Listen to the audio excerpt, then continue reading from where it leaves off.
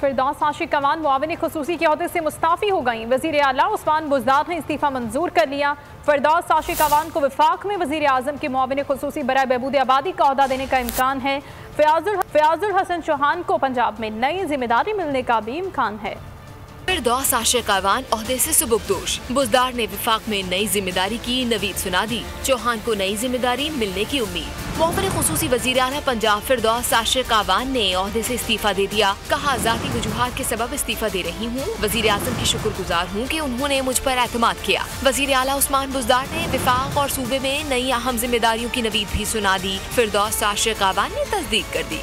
और वज़ीर आज़म का पैगाम जो था वो वज़ीर आला पंजाब ने मुझे पहुंचाया कि वज़ीर आज़म जो है वो वफाक में कोई ज़िम्मेदारी मुझे सौंपना चाहते हैं और उनका वज़ीर आज़म के साथ ये कंसल्टेशन प्रोसेस चल रहा है। वज़ीर आज़म चाहते हैं कि मुझे वफाक में कोई ज़िम्मेदारी दी जाए और वज़ीर आला चाहते हैं कि पॉलिटिकल अफेयर्स की टास्किंग जो है वो मुझे दी जाए। PTI के अंदरूनी ज़राए का कहना है कि तरीन ग्रुप पर खामोशी फिरदौस आशिक अवान की विफाक मुंतकली का बाइस बनी। उधर फयाजुल हसन चौहान को पंजाब में नई जिम्मेदारी मिलने का इम्कान है।